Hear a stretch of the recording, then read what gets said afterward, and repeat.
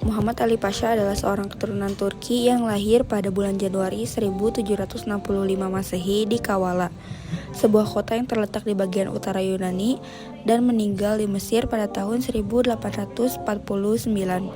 Negeri inti telah menjadi bagian negara Turki Utsmani sejak ditaklukkannya oleh Sultan Muhammad II Al-Fatih pada tahun 857 Hijriah atau 1453 Masehi, dan baru dapat melepaskan diri dari kekuasaan Istanbul pada tahun 1245. Ayah Muhammad Ali Pasha bernama Ibrahim Aga, seorang imigran Turki kelahiran Yunani.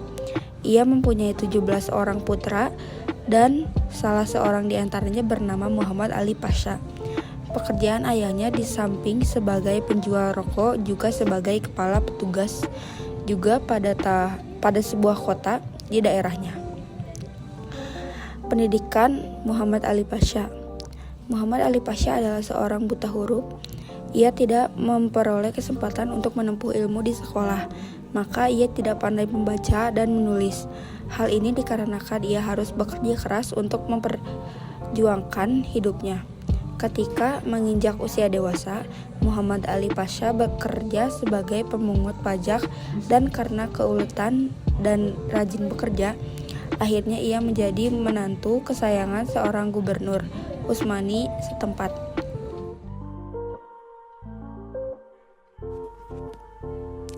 Muhammad Iqbal dilahirkan di Sialkot, Punjab Barat Laut. Mengenai waktu kelahiran secara tepat, terdapat beberapa perselisihan, seperti dikemukakan oleh Asian Med dalam The Date of M. Iqbal's Birth, bahwa kelahiran Iqbal tanggal 22 Februari 1873, tetapi dalam tesisnya, penyair Iqbal itu sendiri menuliskan tanggal kelahirannya yaitu 2 Zul Al-Qaeda 1294 Hijriah atau 1876 Masehi.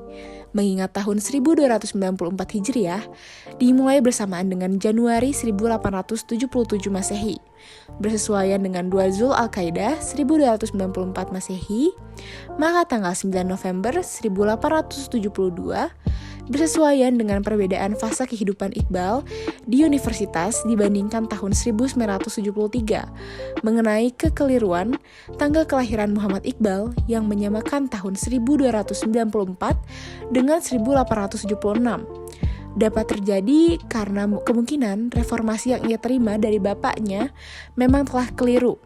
Kekeliruan bapaknya itu tampaknya karena itu lebih memperhatikan tanggal Hijriah dibandingkan dengan tanggal Masehi, sehingga penulisan tanggal Hijriah lengkap sedang dibandingkan dengan Masehinya hanya tahun yang tertulis. Keluarga Iqbal berasal dari Kamsir. Bapaknya seorang pedagang kecil, kemungkinan buta huruf.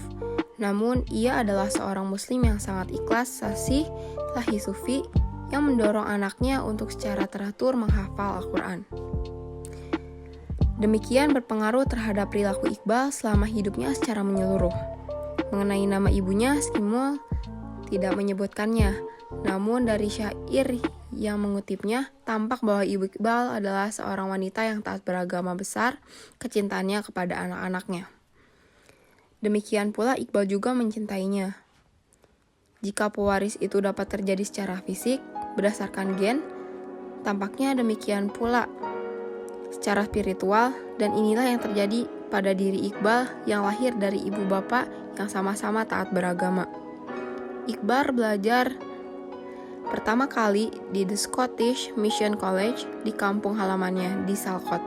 Di antaranya guru-gurunya selalu memberikan dorongan bagi kemajuan pelajar muda. Itu yang tampak tertarik pada sastra dan agama begitu cepat. Sesudah menikah, Iqbal hijrah ke Lahara pada tahun 1895 untuk melanjutkan studi tingkat atasnya ke kota yang merupakan salah satu pusat keagamaan dan kebudayaan di negara itu sejak Ghazawani berkuasa pada abad 11 dan 12. Dan khususnya pada periode akhir Mongol, di sekolah inilah Iqbal berjaya. Assalamualaikum warahmatullahi wabarakatuh. Kembali lagi dengan saya Anissa Salsabila di Islam TV. Pada kali ini akan ada pembacaan dakwah oleh rekan saya seputar tokoh Islam Muhammad Ali Pasha dan Muhammad Iqbal. Assalamualaikum warahmatullahi wabarakatuh. Marilah kita panjatkan segala puji bagi Allah Subhanahu wa taala yang telah memberikan kesempatan kepada kita semua untuk dapat berkumpul di tempat yang insya Allah mulia ini dalam keadaan sehat walafiat. Sholawat dan salam semoga tetap tercurah kepada Nabi besar Muhammad SAW, kepada keluarganya, sahabatnya, serta sampailah kepada kita selaku umatnya. Seperti apa yang telah kita ketahui, pada pendidikan merupakan sesuatu yang sangat penting, baik untuk kehidupan pribadi ataupun bagi keluarga, bangsa, serta negara. Namun yang disayangkan adalah tidak semua orang dapat merasakan pendidikan hingga tingkat pendidikan yang paling tinggi. Tentunya Anda tahu bahwa sebagian kecil saudara kita di daerah terpencil sulit untuk dapat akses pendidikan. Pendidikan sangat sulit mereka dapatkan karena keterbatasan ekonomi serta terbatasnya akses yang memadai. Untuk itu, bagi kita yang memperoleh kemudahan untuk merasakan pendidikan, manfaatkanlah dengan sebaik-baik mungkin. Pendidikan merupakan satu di antara cara untuk menggapai cita-cita. Selain itu, pendidikan dapat memutus rantai kemiskinan, sebab kemiskinan kadang erat kaitnya dengan kebodohan. Untuk itu, mengingat pentingnya pendidikan bagi kehidupan pribadi maupun kehidupan berbangsa dan bernegara, maka marilah kita siapkan pendidikan setinggi mungkin supaya apa yang kita cita-citakan dapat tercapai. Demikian apa yang dapat saya sampaikan, semoga dapat bermanfaat. Terima kasih. Wabillahi taufiq wal hidayah. Wassalamualaikum warahmatullahi wabarakatuh. Assalamualaikum warahmatullahi wabarakatuh. Marilah kita bersyukur atas rahmat serta kasih sayang yang telah Allah Subhanahu wa taala berikan kepada kita. Sholawat serta salam semoga tetap tercurah kepada baginda Nabi Muhammad SAW yang telah membawa kita selaku umatnya dari zaman jahiliyah menuju zaman ilmiah seperti sekarang ini. Pada kesempatan kali ini, bahasan kita adalah mengenai pemikiran-pemikiran yang disampaikan oleh Muhammad Iqbal. Beliau merupakan filsafat, politikus, dan tokoh intelektual yang berasal dari Pakistan. Di Islam, kita mengenal istilah yang namanya ijtihad. Muhammad Iqbal menyampaikan bahwa ijtihad mempunyai kedudukan penting dalam pembaruan Islam. Perlu diingat, ijtihad yaitu usaha sungguh-sungguh yang dilakukan para ahli agama untuk mencapai suatu putusan mengenai kasus yang tidak tertera di dalam Al-Quran. Selain ijtihad, kita sebagai umat Islam perlu mengembangkan sikap dinamisme. Maksudnya adalah kita harus selalu bergerak dan jangan terus diam. Jika tidak dilakukan, umat Islam akan mengalami kemunduran dalam berpikir. Umat Islam juga perlu menguasai sains dan teknologi. Hukum-hukum di dalam Islam juga tidak bersifat statis, tetapi dengan mengikuti perkembangan zaman, kita bisa menyesuaikannya.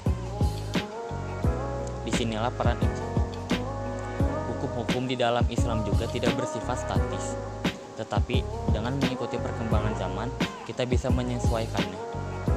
Disinilah peran ijtihad berlaku. Untuk itu, kita harus mengingatkan sesama umat Islam agar bisa merasakan kembali kejayaan yang dahulu pernah kita alami. Capailah pendidikan setinggi mungkin. Capailah pendidikan setinggi mungkin untuk diri sendiri dan yang lain juga. Demikian yang dapat saya sampaikan. Semoga dapat diterima dengan baik. Wassalamualaikum warahmatullahi wabarakatuh. Terima kasih telah menyaksikan dakwah dari rekan saya. Wassalamualaikum warahmatullahi wabarakatuh.